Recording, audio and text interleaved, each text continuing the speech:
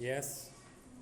सभापति महोदय, सन 1980-81 के लिए माननीय वाणिज्य मंत्री ने जो अनुदान की मांगें सदन के सामने स्वीकृति के लिए रखी हैं, मैं उनका समर्थन करते हुए कुछ समस्याएं आपके द्वारा सदन के सामने रखने की कोशिश करता हूं। सन 1980-81 के इस मंत्रालय के कार्यकलापों की जो समीक्षा की गई है, उससे पता चलता है कि निर्यात में जो वृद्धि हुई है, उससे कई गुना ज़्यादा बढ़ोतरी आयात में हुई है।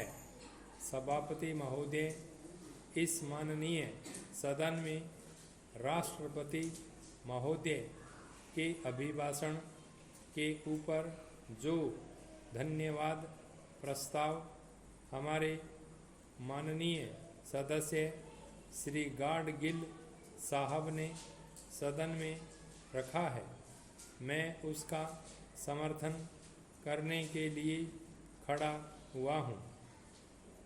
सभापति महोदय, माननीय राष्ट्रपति का भाषण जो पुस्तिका के रूप में है, उसको मैंने पढ़ा है और विरोधी पक्ष के माननीय विद्वान सदस्यों के भाषणों को भी मैंने सुना है और उनको सुनने के बाद मैं इस निष्कर्ष पर पहुंचा कि माननीय राष्ट्रपति के अभिभाषण में कोई ऐसी वस्तु का दिशा निर्देश नहीं छूटा हुआ है जिसका उन्होंने संकेत न किया हो।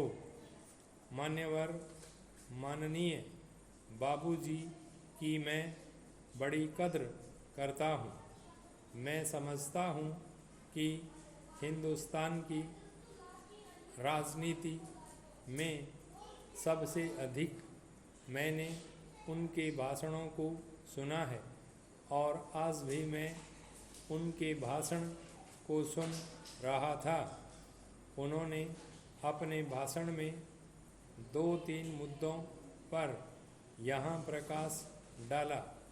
मुद्रास्फीति के प्रति, चरित्र बल और लोकतंत्र के प्रति। उन्होंने कहा कि मुद्रास्फीति आज चरम सीमा पर बढ़ती जा रही है।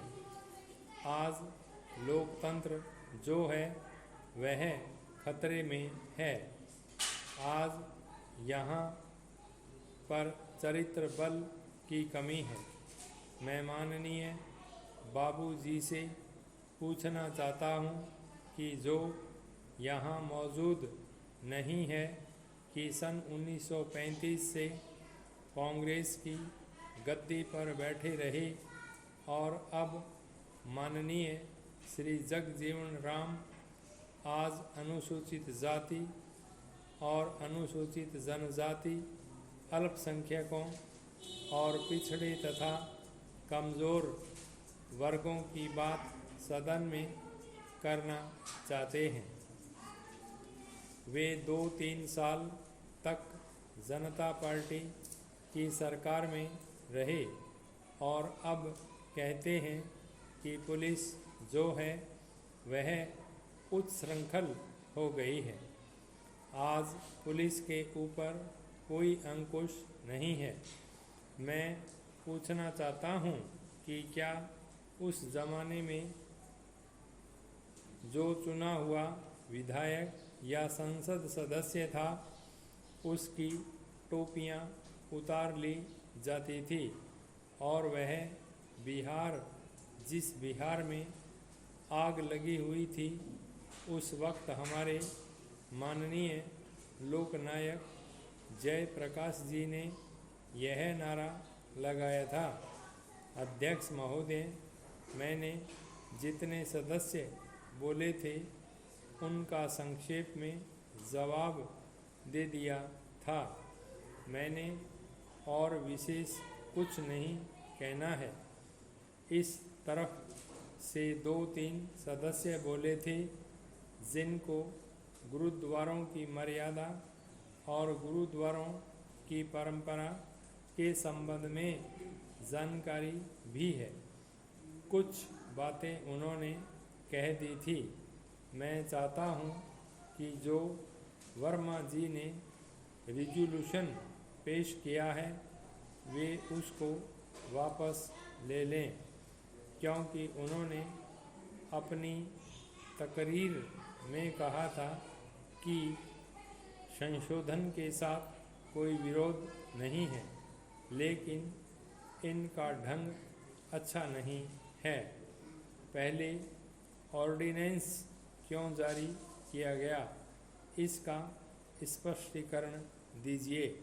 सभापति महोदय, आपने अपने भाषण में तथा कुछ अन्य मेंबरों ने अपने भाषणों में कहा है कि धारा 16 बहुत ही अलोकतंत्रीय थी।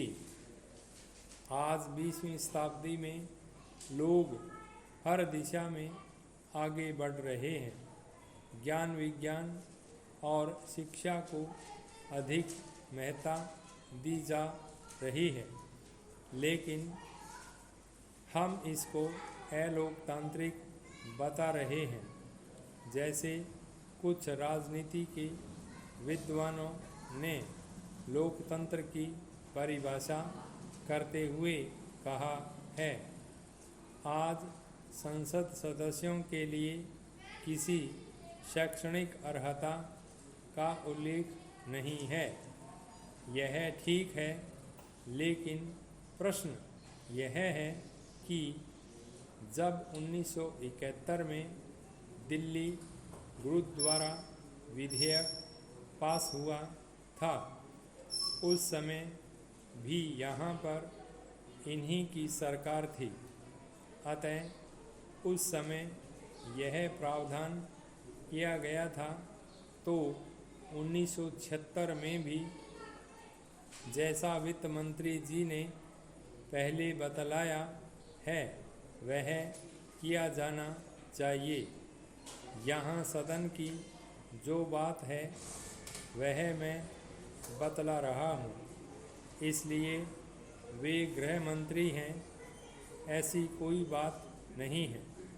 मैं कह रहा था कि 1976 में भी यहाँ पर ऐसी कोई बात नहीं है। यदि दिल्ली की गुरुद्वारा प्रबंधक समिति ने कोई रिजोल्यूशन पास किया था, तो उसको उसी समय मान लेना चाहिए था और कानून बनाकर दे देना चाहिए था। इतने दिनों बाद यह पड़ा रह गया। इसके पीछे क्या राज है? जो